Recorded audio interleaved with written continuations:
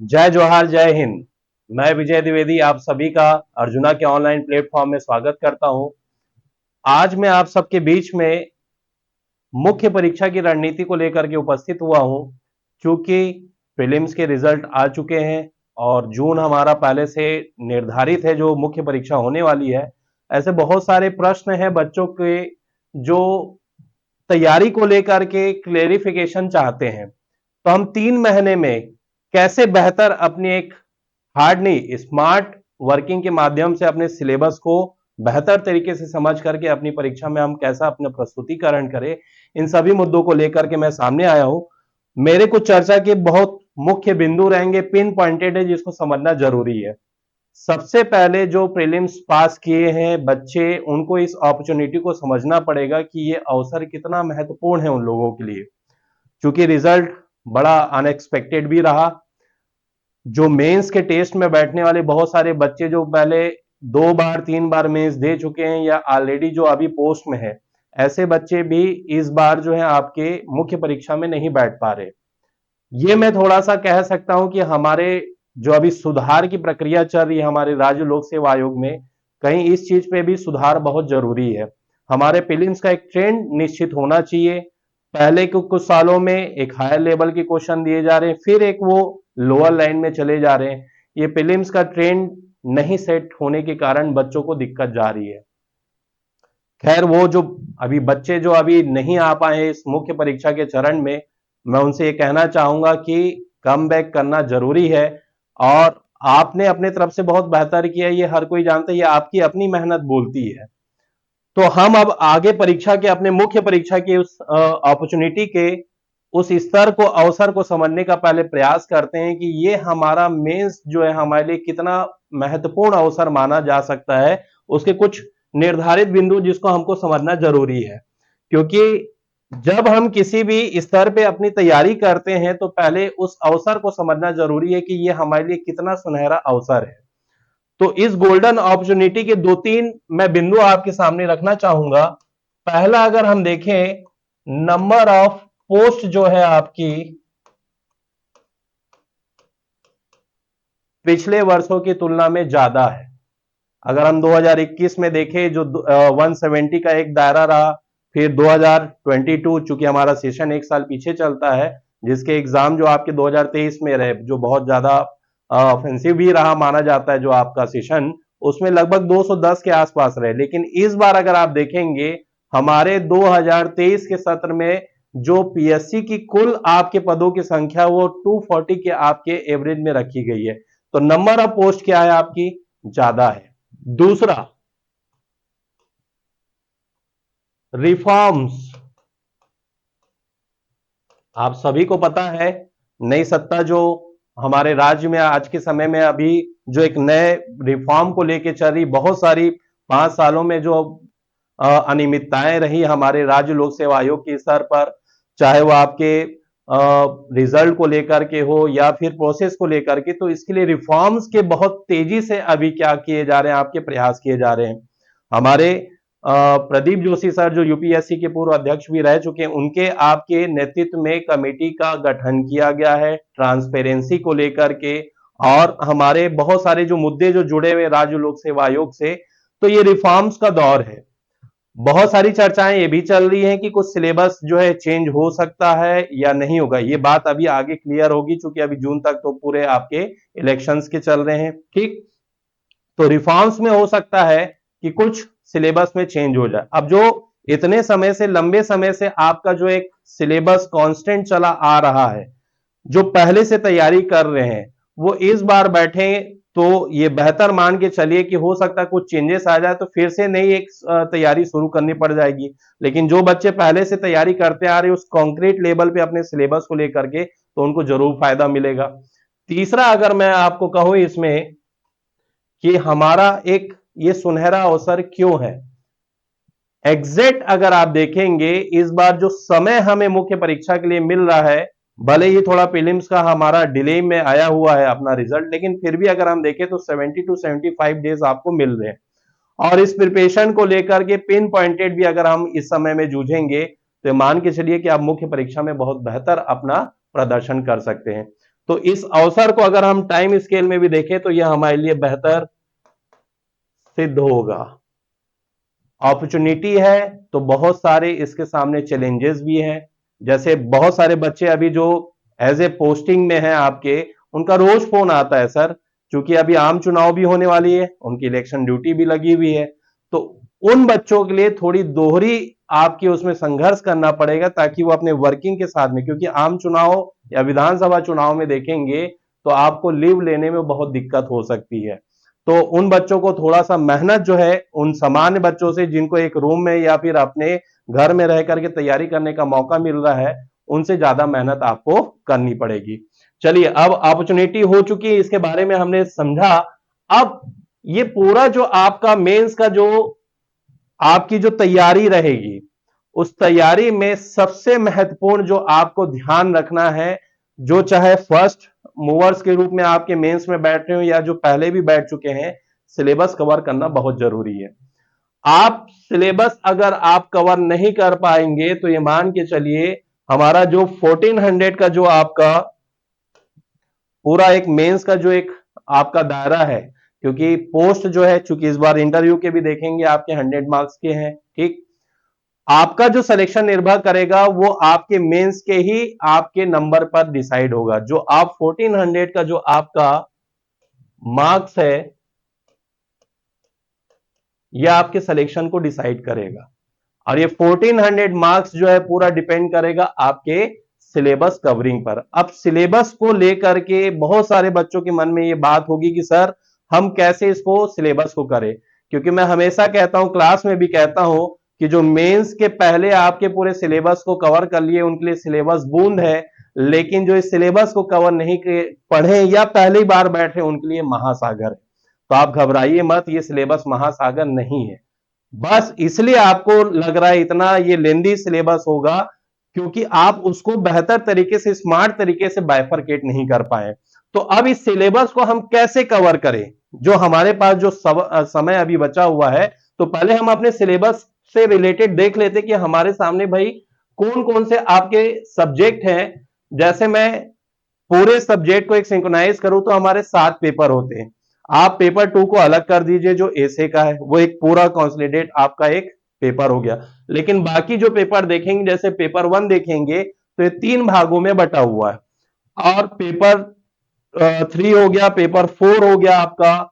इसके बाद अगर हम देखें इसमें जो आपका नेक्स्ट आता है पेपर 5 हो गया, पेपर 6 और पेपर 7, यानी कि ये 6 आपके पेपर्स को 3 भागों में मैं बांटूं तो आपके 18 और +1 आपका एसे, लगभग 19 जो है आपके पार्ट आपको कवर करना है। यही चीज देखने में ये सिलेबस बहुत बड़ा लगता है, लेकिन इस सिलेबस को कवर करने के लिए सबसे पहले जो आपकी अनिवार्य जो एक चीज है आपको ये समझना जरूरी है इसमें कि हम इस सिलेबस को सिंप्लीफाइड कैसे करें। सबसे पहले आपको सिलेबस को सिंप्लीफाइड करना है। जैसे सामने देखेंगे आपका एक फिलॉसफी का पार्ट है जो आपके पेपर 6 में पार्ट 1 के रूप में आता है। आपको पूरे जो सिलेबस हैं उनमें हर एक सब्जेक्ट को देखेंगे जो एज ए जनरल स्टडी के रूप में या पीजी लेवल के सोशियोलॉजी हो गया या पाबेड हो गया, जनरल स्टडी के जो आपके साइंस के हो गए, ज्योग्राफी का पार्ट हो गया, आपके रीजनल जनरल स्टडी में देखेंगे छत्तीसगढ़ का पार्ट हो गया। आप हर एक पेपर के जो पार्ट में दिए हुए हैं उस सिलेबस को थोड़ा सा आपको सिंप्लीफाई करना जरूरी है। जैसे सामने मैं देखूंगा यहां फिलॉसफी का आपका पूरा सिलेबस दिया हुआ है।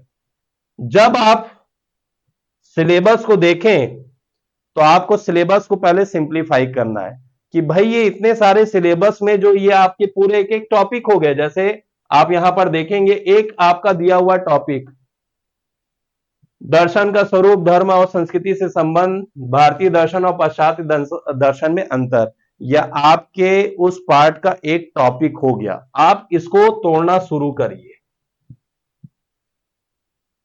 तोड़ते तोड़ते हर टॉपिक को अगर आप देखेंगे तो नंबर आप देखेंगे 30 से 40 टॉपिक आपके बन जाएंगे। आप इसको टॉपिक में बांटना इसको बहुत जरूरी है।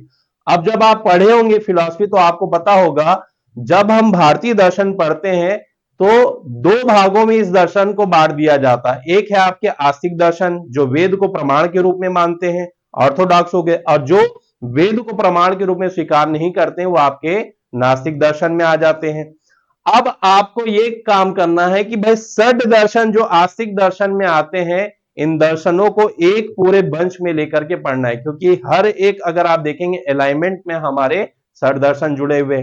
दूसरा सिंप्लीफाई ये है कि टॉपिक बांटने के बाद आप उस पूरे टॉपिक को ये देखिए कि उनमें आपस में कोऑर्डिनेशन क्या है। जब आप कोऑर्डिनेट कर लेंगे, जैसे अब मैं यहां से देखूंगा, अब ये अलग अलग दिया हुआ चरवाक दर्शन जो हो गया आपके नास्तिक दर्शन में आता है, बौद्ध दर्शन को देखेंगे ये नास्तिक दर्शन में आता है आपका, फिर आपका जैन दर्शन हो गया, ये तीन आपके दर्शन किस में हो गए, नास्तिक में हो गए। तो पहले टॉपिक में बांटिए, फिर उनका अलाइनमेंट देखिए, कोऑर्डिनेशन देखिए कि टॉपिक में कौन कहां से आ रहे हैं। तो आपका नास्तिक दर्शन का तीन जो है दर्शन का पार्ट हो गया। आप जब पढ़ने के लिए बैठेंगे तो आपका पहले दिन का जो टॉपिक रहेगा, मेरे को नास्तिक दर्शन के तीन दर्शन संप्रदाय को क्या करना है, कंप्लीट करना है। देखिए जो चीज फैली हुई रहेगी उसको जितना आप कॉम्पैक्ट में करेंगे उतना ही आपके माइंड का मोरल बढ़ेगा कि नहीं इसको हम कंप्लीट कर सकते हैं। तो पहला सिलेबस कवर करने के लिए सबसे ज्यादा जरूरी चीज यह है कि आप हर पेपर के हर जो भी आपके प्रश्न पत्र में दिए हुए जो सब्जेक्ट हैं उनको टॉपिक वाइज आपको तोड़ना है। पहले टॉपिक में बांटने के बाद आप अलाइनमेंट या उनका समन्वय देखिए कि कौन कहां से मिल रहा है। जैसे मैं एक सोशियोलॉजी का भी इसमें लेता हूं मैं उदाहरण, आपका सोशियोलॉजी हो गया, ठीक।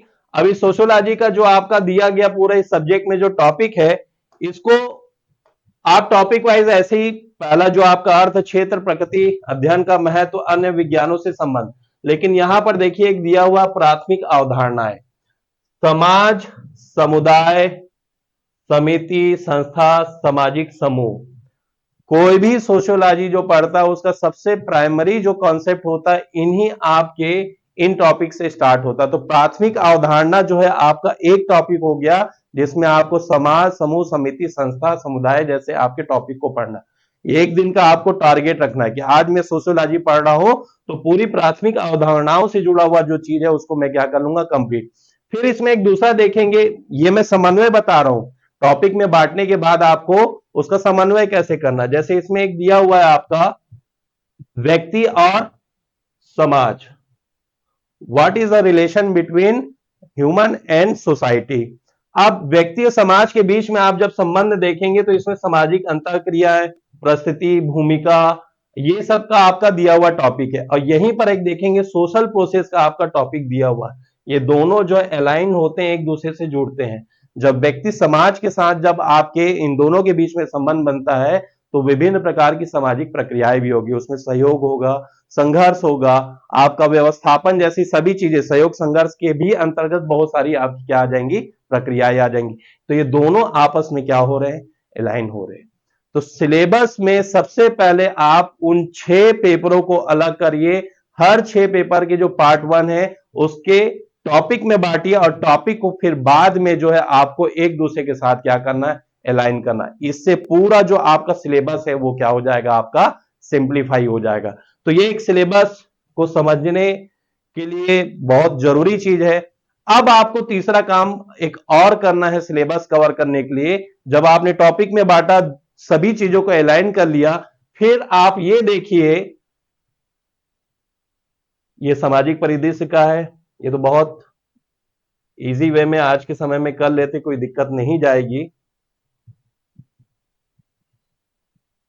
अब आप ये देखिए 2018 से लेकर के 2022 तक उन टॉपिक से जो आपके क्वेश्चन आ चुके हैं। अभी जो अर्जुना प्रकाशन की जितनी भी मेंस की नई बुक आई हुई है उसमें सिनॉप्सिस आपको देखने के लिए जरूर मिल जाएगा। अगर आप चाहे तो उसको बकायदा किसी भी बुक शॉप में जाकर के देख सकते हैं, खुद भी निकाल सकते हैं, कोई बहुत बड़ा ये कार्य नहीं है, बस थोड़ा सा आपको समय देना पड़ेगा। ये टॉपिक्स दिए हुए हैं, ये समाजशास्त्र का है जो 2018 से 22 तक का जो आपके मुख्य परीक्षा में पूछे गए। सिलेबस कवरिंग करने के लिए तीसरा जो सबसे महत्वपूर्ण है, जब आपने टॉपिक बांट दिया, अलाइन कर लिया, अब आप देखिए उनमें से सबसे ज्यादा क्वेश्चन किस टॉपिक से आ रहे हैं। जैसे मैं एक इसमें देखूं, प्राथमिक अवधारणाओं का जो आपका टॉपिक है, इसमें समाज, समुदाय, समिति, संस्था जो मैंने आपको बताया वही सब इसके अंतर्गत आपके टॉपिक्स रहेंगे, ठीक है। 2022 मेंस में देखेंगे तो आपके लगभग जो प्रश्नों की संख्या रही 2 रही, और इसमें देखेंगे तो आपके लगभग जो है 4 अंक के प्रश्न आए हैं। वहीं आप 2021 में देखेंगे तो ये कितने हो जा रहे हैं, प्रश्न की संख्या 3 हो जा रही है। फिर उसके बाद आप 2020 में देखेंगे तो प्रश्नों की संख्या यहां कितनी बता रही है, 2। मेंस 2019 में देखेंगे तो 2 हो गया। फिर अगर आप 18 में देखेंगे तो 1 हो गया। नॉर्मली अगर आप देखेंगे अंकों के अनुसार, देखिए कि सबसे ज्यादा जो अंक के यहां पर 3 प्रश्न आए, यानी यहां से क्या है, आपके लॉन्ग क्वेश्चन आए हुए। ये आपका एक इंपॉर्टेंट एरिया हो गया। ये आपको यहां से कोई ना कोई जो है आपको लॉन्ग क्वेश्चन बनाना बहुत ज्यादा अनिवार्य रूप से जरूरी है, और वहां से क्वेश्चन आएंगे। तो उन लॉन्ग क्वेश्चन, जिस टॉपिक से लॉन्ग क्वेश्चन यानी आपके अंक ज्यादा हुए, जैसे व्यक्ति और समाज, यहां से आपका 10 नंबर का आया 2021 में देखेंगे, ठीक। अब उसके बाद देखेंगे हिंदू सामाजिक संगठन में 2022 में यहां पर आपके 14 नंबर के आ गए हैं। यहां पर देखेंगे सामाजिक स्तरीकरण से आपके 10 नंबर आ गए हैं। सामाजिक नियंत्रण और परिवर्तन से देखेंगे तो यहां पर आए। अब मैं इसमें 21 में देखूंगा तो यहां से भी आपके क्या आ गए, सामाजिक प्रक्रियाओं से आ गए। यहां पर इक्वलाइज हो गया, यहां से भी आया भाई। ऐसे करके समान स्तर पे आप देखिए इन 5 सालों में जिन जिन टॉपिक से लॉन्ग क्वेश्चन आए हुए हैं उसको आपको फोकस कर लेना, और उन सभी दीर्घ प्रश्नों को आप राइट डाउन करके अपने एक अलग से कॉपी में रख लीजिए।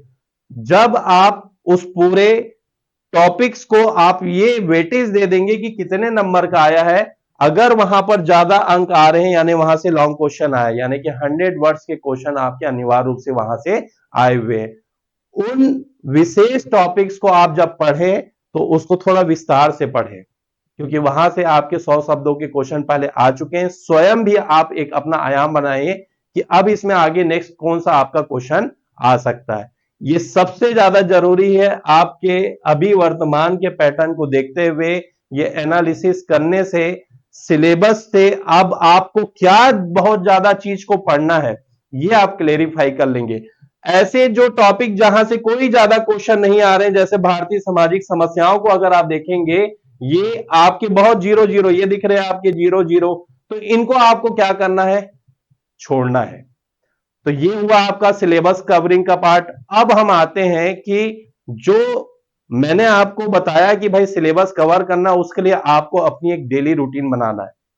अब डेली रूटीन में अगर आप देखेंगे 70 टू 75 डेज जो आपके बचे हुए, अब उसमें भी अगर आप देखेंगे कि अगर कोई घर जा रहा है छुट्टी के लिए, या अपने दोस्त की शादी में फला फला मेरे को गोवा जाने का मौका मिल रहा है, तो उन लोगों के लिए इसको और आप कम कर दीजिए। लेकिन जो वाकई में अब एक भी दिन को जो ये मान चुके हैं कि मेरा धर्म है मुख्य परीक्षा देना है, आप देख सकते हैं कि इतनी ज्यादा जो आपकी रिवर्स में जो सिचुएशन है उसमें आप वहां पर मेंस में बैठ रहे हैं, आप अपने अवसर को समझ रहे हैं कि मुझे कितना बड़ा अवसर मिला है। तो वो जो बच्चे जो वाकई में बहुत सिंसियर है इस मेंस को लेकर के, जिनका कोई भी एक्सक्यूज नहीं, बस एक मन में बना लिए कि नहीं मुझे मेंस देना है और इस बार मैं बेहतर परफॉर्मेंस करूंगा, उनके लिए एक एक दिन महत्वपूर्ण रहेगा। वो बच्चे अपने डेली रूटीन को कैसे सेपरेट करें इस सिलेबस को लेकर के, अब मैं उसके बारे में थोड़ा आपको बताऊंगा। अब आप अभी का अगर देखेंगे, चूंकि हमारा समर चल रहा है, 42 डिग्री तक तो आपके एग्जाम तक आ ही जाएगा। जैसे जैसे कॉम्पिटिटर का आपका बॉयलर बढ़ता जाएगा, वैसे ही हमारा क्लाइमेट भी जो है आपका क्या होने लग जाएगा, वैसे ही आपका गर्म होने लगेगा। आप अपने इस नेचर के अनुसार अगर आप देखेंगे अपने डेली रूटीन को जो है आप 3 भागों में बांट दीजिए, मॉर्निंग, दोपहर और इवनिंग को छोड़ दीजिए, नाइट ले लीजिए, ज्यादा अच्छा रहेगा। ये आपके पास अगर हम एक दिन ले तो आपके 3 जो है विशिष्ट रूप से आपके स्ट्रेटिफाइड आपके पहर रहेंगे।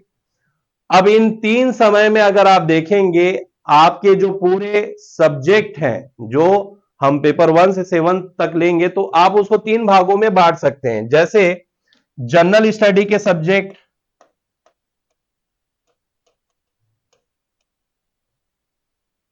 आपका पेपर 3 देखेंगे इंडियन हिस्ट्री हो गया, पेपर 3 में इंडियन हिस्ट्री।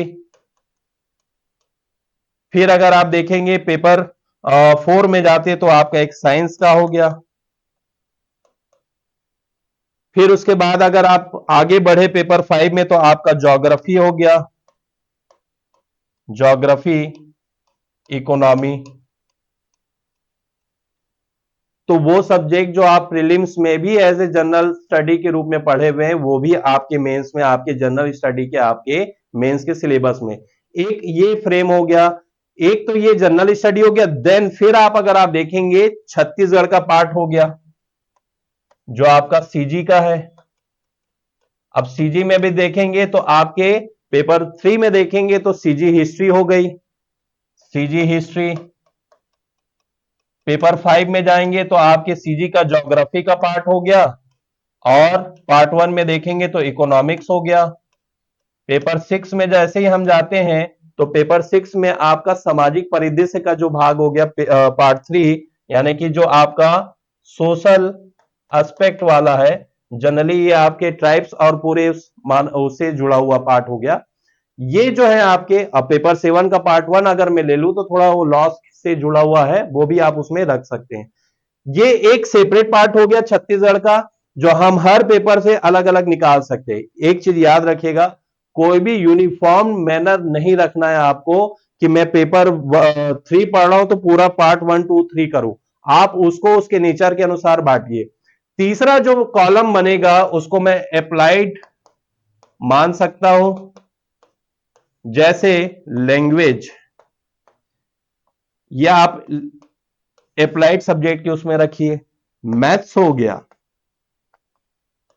ये भी आपका क्या हो गया, अप्लाइड सब्जेक्ट के आपके कॉलम में आ जाएगा। और एक कॉलम आपका बनेगा सब्जेक्ट को अगर हम और वो करें मैनरफुल में तो वो होगा पोस्ट ग्रेजुएट लेवल के सब्जेक्ट, जिसमें पेपर 6 का आपका फिलॉसफी का पार्ट हो गया, फिलॉसफी, सोशियोलॉजी। तीसरा अगर हम देखेंगे तो पब एड हो गया। और अगर मैं, है तो पीजी लेवल के नहीं है लेकिन थोड़ा सा आपके करंट आयाम को लेकर के, जो पेपर 7 के जो हो गए पार्ट 2 हो गए और पार्ट 3 हो गया, जो आपका मानव विकास वाला जो पार्ट है, आप उस सब्जेक्ट को भी इसमें रख लीजिए। ये आपके पूरे जो सिलेबस में दिए हुए आपके सब्जेक्ट है उसके नेचर के हिसाब से आप इसको 4 पार्ट में बांट लीजिए। मॉर्निंग, आफ्टरनून और जो आपका नाइट का जो सेशन है, आपको पर डे ये मान के चलिए इन ये 4 अलग अलग नेचर के जो सब्जेक्ट हैं इनको यहां पर पुट अप करना है आपको।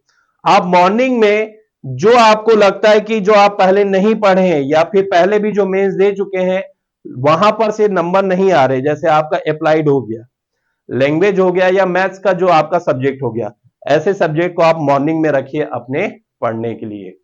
फिर आप देखेंगे चूंकि गर्मी है, समर है, बहुत ज्यादा गर्मी रहती है, थोड़ा बॉडी में भी देखेंगे तो उतनी एनर्जी या फिर फ्रेशनेस नहीं रहती है, आलस बनाता है, तो उस समय आप ऐसे लाइट सब्जेक्ट को रखिए जो आपका जैसे हो गया छत्तीसगढ़।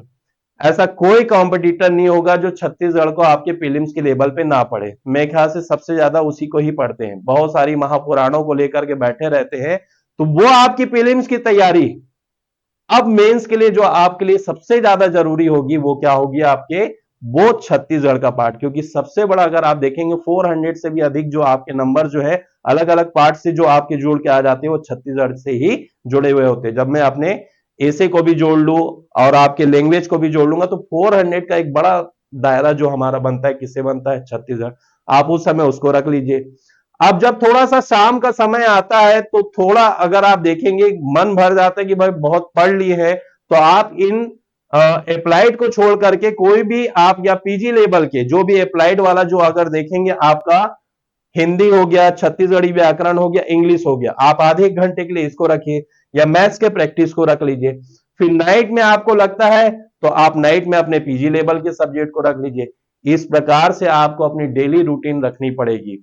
सब्जेक्ट को 4 भाग में बांटिए, डे के आपके नेचर के हिसाब से आप 3 पहर में रख लीजिए, शाम को थोड़ा सा आप ऐसे लाइट चीजों को देखिए जो प्रैक्टिस करके सीधा आप फिर अपने आधे घंटे जो है एंटरटेनमेंट के लिए बाहर निकले, जो भी चाय कॉफी हो गई, दोस्त यार से मिले, हंसी मजाक किए, फिर आ जाए। ज्यादा अनसोशल भी नहीं होना, ज्यादा आपको सोशल भी नहीं होना। ये एक वेल डिसिप्लिन आपका डेली रूटीन में होना चाहिए, तभी आप जो है उस पूरे सिलेबस को कवर करते हुए बेहतर तरीके से जो पिन पॉइंटेड चीजें हैं उनको आप क्या कर पाएंगे, अपने इस समय में पढ़ाई के दौरान कर पाएंगे। अब इस डेली रूटीन बन गई है भाई, डेली रूटीन में आपको करना क्या है? इस डेली रूटीन में सबसे ज्यादा जो जरूरी चीज का ध्यान रखना है आपको, जो भी आप चीज पढ़ रहे हैं आपका सोर्स क्या होगा। अब डेली रूटीन में अगर हम देखें भाई, पढ़ेंगे तो हम किससे पढ़ेंगे? आपके पास क्या होना चाहिए? सोर्स होना चाहिए। इस डेली रूटीन में आपके पास सोर्स होना चाहिए। अब वो सोर्स क्या है भाई? जो पहले से पढ़ चुके हैं या प्रीवियस जो सीनियर हैं वो तो अपने नोट्स रखे ही होंगे,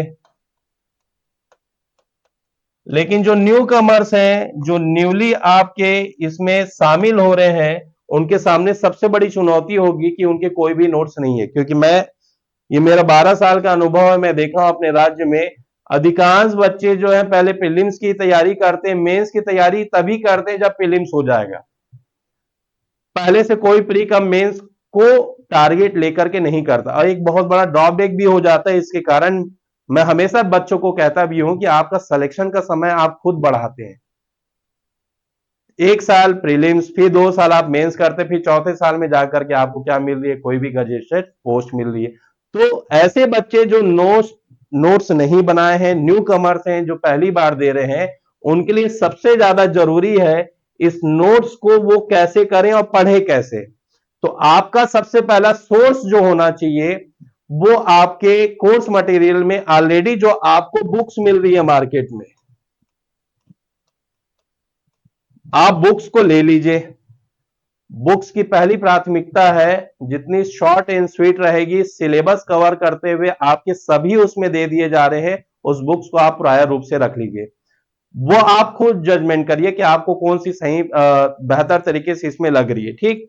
या आपके पास नेट है, प्रिंटर है, आप टॉपिक वाइज उसमें डालते जाइए, आपका प्रिंट आउट आ जाएगा, तो वो भी आपका एक नोट्स बन जाएगा। क्योंकि आज के समय में हम ग्लोबलाइज उसमें चल रहे हैं, और ये नेट जो है आपका इतना सस्ता है, उसका आप बेहतर यूटिलाइजेशन अभी कर सकते हैं। जैसे पेपर 7 में ही देखेंगे, जितने भी आपके इंटरनेशनल ऑर्गेनाइजेशन दिए हुए हैं, आप क्लिक करिए, उसकी वेबसाइट में जाएंगे तो आपको पूरा उसका सिनॉप्सिस मिल जाएगा। आप उसको भी पढ़ करके बेहतर तरीके से समझ जाएंगे कि किसी भी ऑर्गेनाइजेशन का ऑब्जेक्ट क्या है, वो क्यों बना है, आज के समय में क्या क्या नई चीज हो रही है। अर्जुना की करंट में देखेंगे तो आपको सभी चीजों के नए नए प्रारूप भी दिख जाएंगे।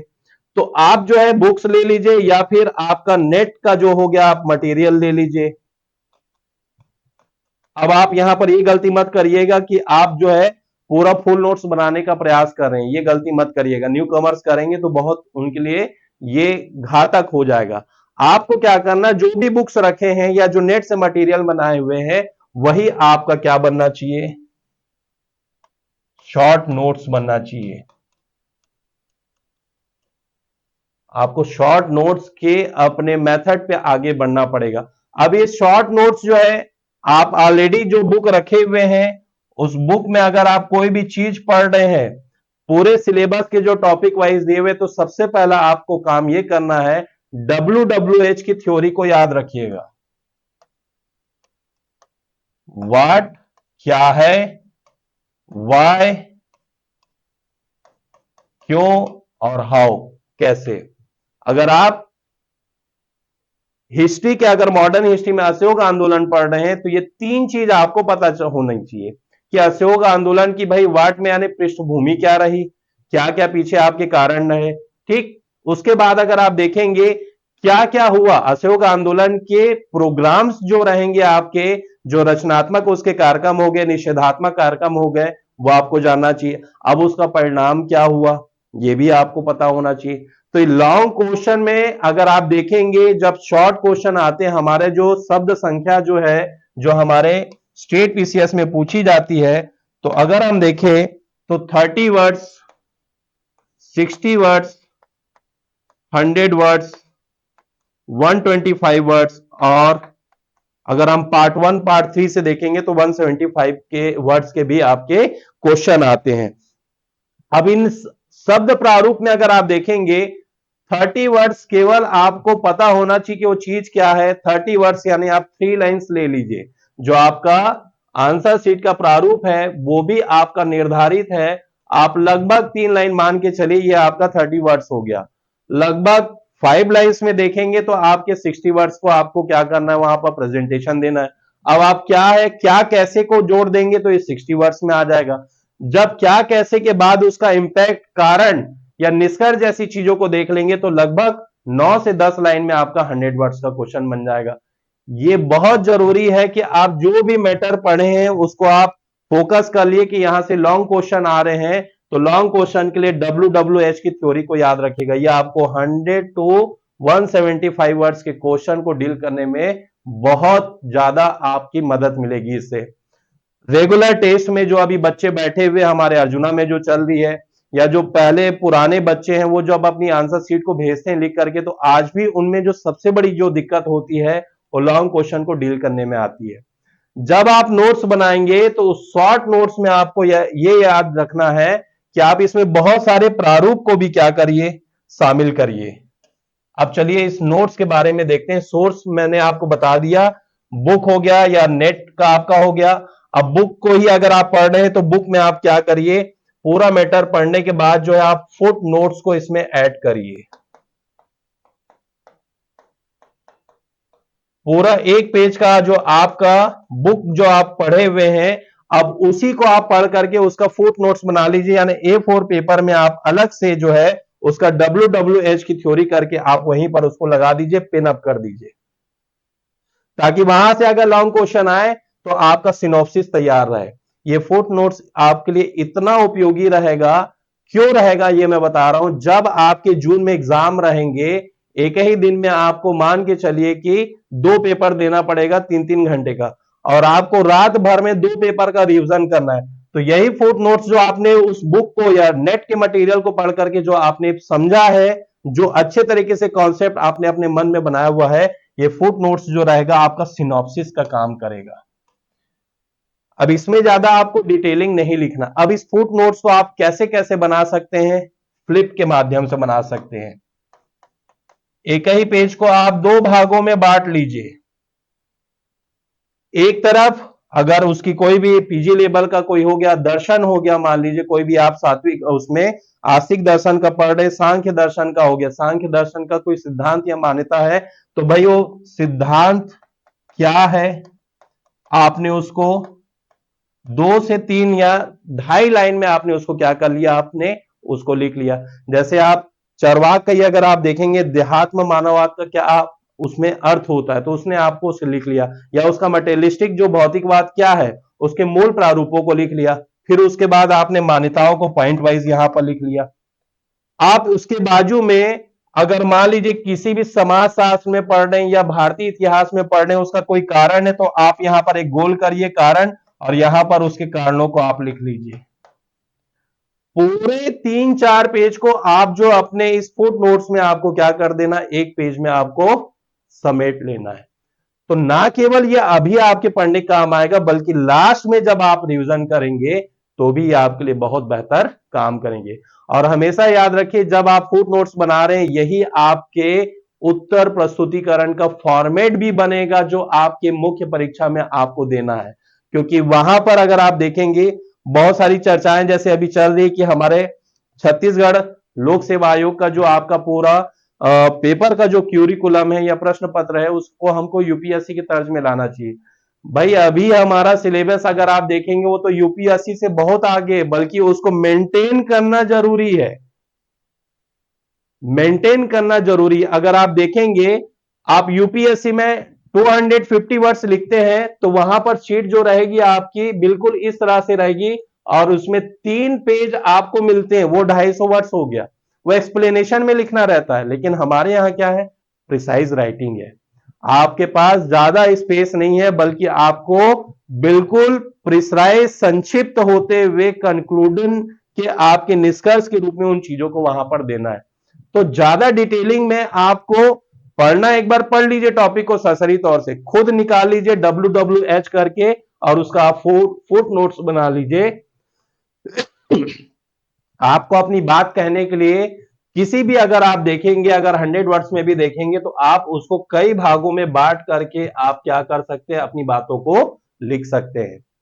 ये सबसे ज्यादा अनिवार्य है बच्चों के लिए कि वो अपने सिलेबस को समझ के कवर करते हुए पढ़े भी, और अपने लास्ट के लिए जो है आप फुट नोट्स बनाइए। क्यों? क्योंकि फुट नोट्स बनाने से आपके लिए सबसे ज्यादा जो फायदेमंद अगली चीज होगी, आप डेली रूटीन कर लिए क्या क्या पढ़ना है, और जो सबसे ज्यादा जरूरी है पढ़ने के साथ साथ आपको, वो क्या है, उस सब्जेक्ट का रिवीजन करना। नहीं तो यहां पर पता चल रहा है बस पढ़ते जा रहे हैं, छोड़ते जा रहे हैं, जो हमारी फिल्म्स में भी बहुत सारे बच्चों की कमी रहती है।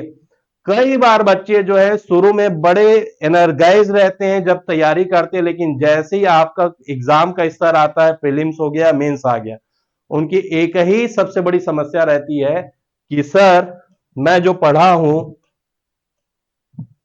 वो मैं भूल रहा हूं या भूल रही हूं। माइंड से मिसिंग होना शुरू हो जाता है सब्जेक्ट। तो ये दिक्कत से बचने के लिए आपको सबसे ज्यादा जरूरी है, आपको क्या करना है, रिवीजन करना है। अप्रैल, मई और जून, ये मान के चलिए मई में आपका सेकेंड रिवीजन जो है स्टार्ट हो जाना चाहिए। वैसे भी आप जो वीकेंड में पढ़ेंगे, मान लीजिए मंडे से आपने जो चीज पढ़ी है और मंडे से आपने जो सैटरडे तक पढ़ा हुआ है, और जो आपका फुट नोट्स बन जा रहा है, वो संडे में आपका क्या होना चाहिए, रिवीजन डे होना चाहिए। अभी से शुरू करिए। आप ये मत सोचिए कि मैं पूरी चीज कर लूं, यहां पर कोई भी परफेक्शन बहुत अलग चीज है कि आप पूरा पढ़ लेंगे उसके बाद रिवीजन करिए, गलती कभी मत करिएगा। आप सैटरडे टू संडे, आप मंडे टू सैटरडे जो आप जो भी चीज पढ़ेंगे, उसको संडे को आपको क्या करना है, रिवाइज करना है। इवन दिन भर जो आप सब्जेक्ट पढ़ेंगे, सोने से पहले भी एक बार आप क्या कर लीजिए, आंखों से, बोलते ना चिट्टी रोबोट का जो एक फास्ट वो रहता है, तो बस उसको आपको आंखों से पलटाना है। यकीन मानिए हमारी ब्रेन की क्षमता बहुत होती है, हम अपने सोच विचार से ये उसकी एक पैरामीटर को बहुत कम करते जाते हैं। आप खुद पे अविश्वास रखेंगे तो चीज जो है आपके साथ में वो भी कम होती जाएगी। ये उपयोगिता का सिद्धांत आपका इसमें लागू होता है। तो रिवीजन आपको मस्ट है। ये रिवीजन के लिए डे, वीक और फिर आपके मंथ के बाद का 3 दौर आपको याद रखना है जो आपको रिवीजन करना है। ये सबसे महत्वपूर्ण चीज है आपकी मुख्य परीक्षा की रणनीति में, इसको बिल्कुल भी आपको निगलेक्ट नहीं करना है। अब ये चरण दर चरण जैसे आप बढ़ते जाएंगे, अब चूंकि हमारे लिए भी साल में अगर आप देखेंगे प्रीलिम्स के बाद जितने भी हमारे भी टीचर्स रहते हैं उनके लिए 10-15 दिन की छुट्टी रहती है। फिर आपके मार्च से जो सबसे बड़ा हेक्टिक काम रहता है हमारा मेंस के लिए रहता है। जितने भी बच्चे पहले से हमारे प्रीलिम्स में पढ़े हुए हैं, जो प्रीलिम्स क्लियर करके अब मेंस में बैठने वाले हैं, उनके लिए सबसे महत्वपूर्ण होता है उनके लिए टेस्ट सीरीज में उनको हमें गाइडेंस देना। ऑफलाइन ऑनलाइन दोनों में है। आप टेस्ट सीरीज जरूर शामिल होइए, किसी भी संस्थान में जाइए, लेकिन टेस्ट देना जरूरी है। संस्थान में भी नहीं दे पा रहे हैं तो स्वयं आप डेली जो है किसी भी ईयर का क्वेश्चन पेपर लेकर के स्वयं बैठिए। आपकी जो कॉपी रहनी चाहिए लाइनिंग में रहनी चाहिए, उसको याद रखिए। अगर आप कोई भी कॉपी ले रहे हैं तो आप उसको 2 भागों में डिवाइड करके, मैंने बताया आपका शार्प रहेगा, बहुत कम प्रारूप रहेंगे आपको लिखने के लिए, उस प्रारूप में ही लेकर के आपको घर में भी क्या करना है, प्रैक्टिस करना है। संपादकीय डेली न्यूज़पेपर का पढ़िए। न्यूज़पेपर जो अनिवार्य और चीजें आपको अपनी इस तैयारी के साथ करना है उसको भी याद रखिए। 15 मिनट आपको डेली न्यूज़पेपर रीड करना है। बहुत सारे बच्चों की एक समस्या ये रहती है कि सर हमारे पास शब्द ज्ञान नहीं है। ये शब्द ज्ञान की समस्या आप कंटिन्यूअस इस 70 दिनों में 15 मिनट अगर आप डेली न्यूज़पेपर रीड कर रहे हैं, न्यूज़पेपर रीड नहीं कर पा रहे हैं, तो आज के समय में बहुत सारे पॉडकास्ट भी है जो आपके न्यूज़पेपर के सुनिए। मगर अगर आप देख के कर रहे हैं तो आपके स्पेलिंग एरर और शब्दों के ज्ञान की क्षमता बढ़ेगी। जितना आप उस स्तर की परीक्षा को समझ करके उस एनवायरमेंट में तैयारी करेंगे उतना ही आपको फायदा होगा। अब हमारे इस पूरे मुख्य परीक्षा की रणनीति को लेकर के मैंने जिन जिन चीजों को आपको कहा है, आप इस पे फॉलो अप करिए। बहुत सारे कोर्स मटेरियल में अगर आप देखेंगे, अभी अर्जुना प्रकाशन की भी बहुत यूजफुल आपके लिए बुक उपलब्ध है मार्केट में। जैसे मैं अगर देखो एसे की सबसे ज्यादा निबंध को भी लेकर के मैं बहुत जल्दी आप लोगों के लिए वीडियो लेके आऊंगा, जिसमें आपके एसे से रिलेटेड बातों पे और करंट के कौन कौन से मुख्य टॉपिक्स हैं, चाहे आप इंडियन इकोनॉमी के ले लीजिए या पेपर 7 के लिए ले लीजिए, जरूरी है उसको लेकर के हमारी टीम जो आप एक दिन के बाद जो कंटिन्यूस उनके आने वीडियो शुरू हो जाएंगे। जैसे ऐसे की ही अगर हम देखेंगे 4th एडिशन जो 2023 में आई हुई थी, आपके ऐसे के पेपर में देखेंगे G20, IPL, 5G network, artificial intelligence. जब आप अर्जुना की उसमें देखेंगे G20, 5G तकनीक, और इसके बाद अगर आप देखेंगे जो छत्तीसगढ़ का पार्ट है, राम वन गमन पथ, छत्तीसगढ़ ओलंपिक, हरेली त्योहार, संस्कृति के जो दिए हुए थे, ये सभी क्वेश्चन आपके उस एसी की बुक से आए हुए थे। अभी पेपर 7 को लेकर के हमारे प्रकाशन समूह के द्वारा भी आप बच्चों के लिए बहुत इंपॉर्टेंस अच्छे टाइटल लाए गए हैं, क्योंकि अभी बहुत सारे जो प्रकाशन समूह में देखेंगे ये डर के कारण नए एडिशन नहीं ला पा रहे हैं कि कुछ सिलेबस चेंज हो जाएगा, लेकिन हमारे जो प्रतियोगी जो लगातार फोन करते रहते हैं सर हमको बुक चाहिए, तो उनके लिए पेपर 7 की ये तीनों नई बुक आपके लिए उपलब्ध है। हमारे संस्थान में जितना हो सकता है हम प्रतियोगियों के लिए उतनी बेहतर आपके कोर्स मटेरियल और उस कोर्स से रिलेटेड, एग्जाम से रिलेटेड जो लेक्चर पहुंचाने का पूरा प्रयास कर रहे हैं। पेपर 7 के अलावा अगर आप देखेंगे इसमें आपके पेपर 6 के सामाजिक परिदृश्य, इसकी तो मैं ख्याल से एडिशन साल भर से खत्म हो चुकी थी। अब बच्चे जो फोटोकॉपी में ही चल रहे थे, लेकिन अब उनको फोटोकॉपी की जरूरत नहीं है, न्यूली एडिशन उनके लिए उपलब्ध हो चुका है। सोशियोलॉजी का भी है आपका। और इसके अलावा अगर हम देखें तो आपके पेपर 3 और 4 को लेकर सामान्य विज्ञान, छत्तीसगढ़ के इतिहास को, इसमें आपको पूरा जो 5 साल का आया हुआ आपका सिनॉप्सिस का पार्ट है पूरा आपको इस बुक में देखने के लिए मिल जाएगा। और इसके अलावा आपके जो बुक अभी आपकी फिजिकली मार्केट में नहीं आ पाई, लेकिन अर्जुना के डिजिटल ऐप में उसका नया वर्जन जो है आपका अपलोड कर दिया गया है, वो है आपकी छत्तीसगढ़ की अर्थव्यवस्था, भारतीय अर्थव्यवस्था। चूंकि थोड़ा डिलेइंग हो गया इस एडिशन को लाने के लिए, इसलिए इसको ई बुक के रूप में आपके अर्जुना के डिजिटल ऐप में क्या कर दिया गया है, अपलोड कर दिया गया। और आपके लिए जो बहुत ज्यादा महत्वपूर्ण जो आपकी बुक जो इस मेंस में आपके काम आ सकती है, एक तो प्रीलिम्स के लिए जो लाई गई आपकी भारतीय अर्थव्यवस्था। एक स्टूडेंट ने मेरे को ट्वीट किया, सर ये जो प्रीलिम्स की बुक है ये क्या मेंस के लिए कैपेबल है? आप इसको पढ़ के देखिए, पूरे न्यूली डाटा है, क्योंकि अभी जो है आपके सेंट्रल गवर्नमेंट का कोई भी आपका बजट का आया नहीं है, तो आपका पुराना ही इकोनॉमिक सर्वे जो है आपका पिछले साल का, वो आपके लिए बहुत यूजफुल है। सभी इकोनॉमिक एरिया को लेकर के, अनएम्प्लॉयमेंट से लेकर के डेवलपमेंट के आपके हर डाटा फैक्ट आपको इसमें मिल जाएंगे। और छत्तीसगढ़ के इकोनॉमिकल आप डाटा को देखेंगे।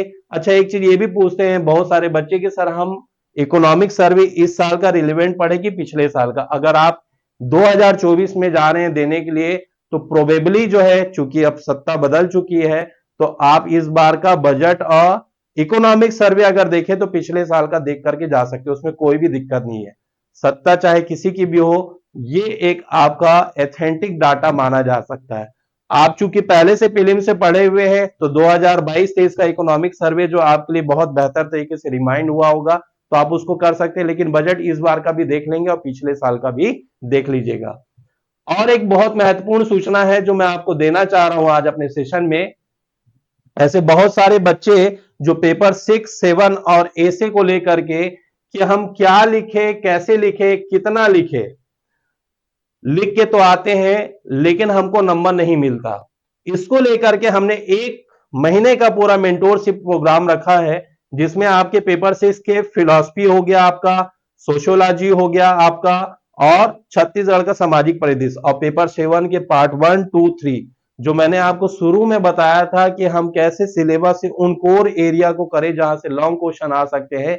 इन्हीं मुद्दों को लेकर के बिलासपुर के हेड ऑफिस में आपकी क्लासेस जो है आपकी प्रारंभ हो जाएंगी 1 अप्रैल से। तो ये बहुत सारी गतिविधियां हैं जो इस बार के मेंस के सेशन को लेकर के अर्जुना जो है प्रयास कर रहा है, ताकि हम बच्चों को बेहतर से बेहतर हर चीजें उनके बकायदा विंडो तक अपने डिजिटल माध्यम से या फिर अपने ऑफलाइन सोर्स के माध्यम से या बुक के माध्यम से उनको पहुंचा पाए। बस अंत में यही कहना चाहूंगा कि आप अगर अपने पूरे मनोबल के माध्यम से अगर आप इस मुख्य परीक्षा में बैठते हैं, तो यकीन मानिए सफलता आपको मिलेगी। धन्यवाद।